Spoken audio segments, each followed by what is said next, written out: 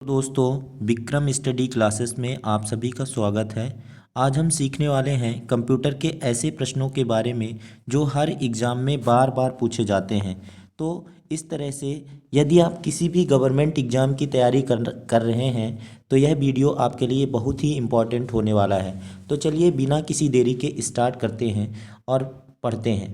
तो first question है दोस्तों, HTML का उपयोग निम्न के निर्माण के लिए किया जाता है: web server, word document, web page और लास्ट है डाटाबेस।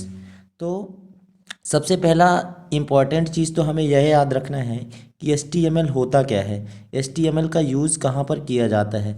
HTML क्या होता है दोस्तों? HTML का फुल फॉर्म पहले हमें जान लेना चाहिए कि HTML का फुल फॉर्म एक्चुअल में होता क्या है। HTML का फुल फॉर्म होता है हाइपर टेक्स्ट, क्या याद रखना है? Hyper text markup language. Hyper text markup, M for markup and language, hyper text markup language. ठीक है दोस्तों, तो हाइपर टेक्स्ट मार्कअप लैंग्वेज इसका फुल फॉर्म होता है, HTML का फुल फॉर्म होता है। अब HTML जो है एक लैंग्वेज होता है, ठीक है, जिसका उपयोग किसके लिए किया जाता है दोस्तों? वेब पेज को बनाने के लिए किया जाता है HTML का उपयोग। तो हमारा सी ऑप्शन राइट होगा, फर्स्ट का आंसर होगा वेब पेज। HTML का उपयोग किस में किया जाता है दोस्तों? वेब पेज बनाने में HTML का उपयोग किया जाता है। इसका फुल फॉर्म होता है हाइपर टेक्स्ट मार्कअप लैंग्वेज। ठीक है दोस्तों, तो चलिए अगले क्वेश्चन पर चलते हैं। प्राइवेट नेटवर्क को बाहरी हमले से बचाने वाली क्रियाविधि अर्थात प्राइवेट नेटवर्क को बाहरी हमले से बचाने का प्रोसेस, ये पूरा प्रोसेस क्या कहलाता है? पहला है एंटीवायरस, सर्च इंजन, फायरवॉल या साइबर क्राइम। तो दोस्तों याद रखना है कि अगर प्राइवेट नेटवर्क को बाहरी हमले से बचाना है तो इस पूरे प्रोसेस को फायरवॉल कहा जाता है। क्या कहा जाता है दोस्तों? फायरवॉल कहा जाता है। तो सी ऑप्शन होगा हमारा राइट आंसर। चलिए अगले क्वेश्चन पे। अगला क्वेश्चन है, MS वर्ड 2007 में प्रिंट प्रीव्यू मेनू में निम्न में से कौन सी कमांड उपलब्ध नहीं होती है? पहला है zoom command, preview command, page setup और पैराग्राफ। याद रखना है जूम, प्रीव्यू और पेज सेटअप, ये तीनों ही ऑप्शन हमारे प्रिंट प्रीव्यू मेनू में पाए जाते हैं, जबकि पैराग्राफ ये ऑप्शन कहीं पर भी दिखाई नहीं देता है। तो इसका डी ऑप्शन राइट हो जाएगा। ठीक है दोस्तों, याद रखना है। अगला क्वेश्चन है, स्टैंडर्ड कीबोर्ड में फंक्शन कुंजियों की संख्या कितनी होती है? तो सबसे पहली चीज़ है फंक्शन कीज़। फंक्शन कीज़ कितने होते हैं दोस्तों? फंक्शन कीज होते कितने हैं? F1 से लेकर F12 तक फंक्शन कीज पाई जाती है कीबोर्ड में। ठीक है, इनका कुछ फंक्शनल यूज होता है। इनकी संख्या कितनी होती है दोस्तों? तो याद रखना है 12 होती हैं। ये टोटल कितनी होती हैं? F1 से लेकर F12 तक होती हैं, जिनका अलग अलग यूज होता है। ठीक है, तो डी ऑप्शन राइट होगा। अगला क्वेश्चन है, मैक एड्रेस कितने बिट का होता है?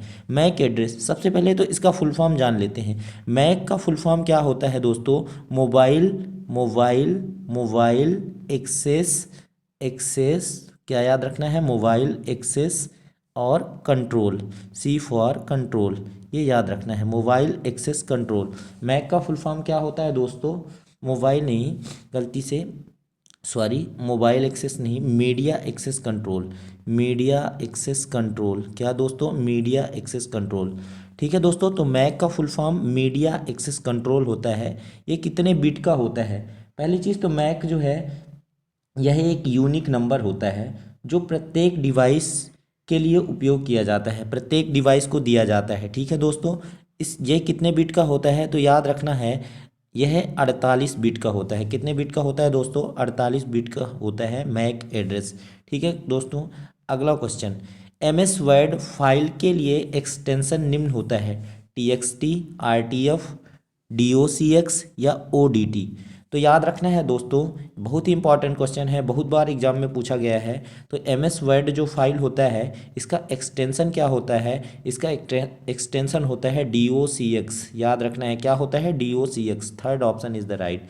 ठीक है दोस्तों, अगला, कितने बाइट 1 गीगाबाइट के बराबर होते हैं? कितने बाइट 1 गीगाबाइट के बराबर होते हैं? तो सबसे पहले चीज़ है, जो कंप्यूटर की सबसे छोटी यूनिट होती है दोस्तों, सबसे छोटी यूनिट होती है वो होता है बिट। क्या दोस्तों? याद रखना है बिट कंप्यूटर की सबसे छोटी यूनिट होती है। ठीक है, एक बिट बराबर और याद रखना है एक बाइट बराबर कितना होता है, 1 बाइट इक्वल होता है 8 बिट के बराबर। तो एक बाइट कई बार पूछा गया है एक बिट कितने बराबर के होता है, तो एक बाइट बराबर होता है 8 बिट। अभी हमने पूछा है कि कितने बाइट 1 गीगाबाइट के बराबर होता है, तो याद रखना है दोस्तों कि कितने बाइट 1 गीगाबाइट के बराबर होता है दोस्तों, तो 2 के घाते याद रखना है 2 के घाते 30। क्या याद रखना है 2 के घाते 30 बाइट बराबर होता है 1 गीगाबाइट। कितने दोस्तों, 2 के घाते 30 बाइट बराबर होता है 1 गीगाबाइट। ठीक है दोस्तों। अब अगला क्वेश्चन है लैन। लैन मतलब होता है, लैन का फुल फॉर्म क्या होता है दोस्तों, लोकल एरिया नेटवर्क। क्या याद रखना है, local area network. Local area network, LAN का फुल फॉर्म क्या होता है दोस्तों, लोकल एरिया नेटवर्क। ठीक है दोस्तों, ये लोकल रीजन में यूज़ किए जाते हैं। इनका जो यूज़ है विस्तृत क्षेत्रों में नहीं किया जाता, छोटे छोटे क्षेत्रों में, स्थानीय क्षेत्रों में, लोकल एरिया में इसका यूज़ होता है। तो ये छोटे टाइप के कंप्यूटर होते हैं। ठीक है, छोटे छोटे शहरों में इनका उपयोग किया जाता है। तो लैन का फुल फॉर्म क्या होता है दोस्तों, लोकल एरिया नेटवर्क। ठीक है दोस्तों, तो ये सभी कंप्यूटर के इम्पॉर्टेंट क्वेश्चन हमने डिस्कस किया। यदि आपको हमारा वीडियो पसंद आए तो चैनल को लाइक और सब्सक्राइब ज़रूर करें। ठीक है, तो मिलते हैं अपने नेक्स्ट वीडियो में। तब तक के लिए जय हिंद, वंदे मातरम, धन्यवाद।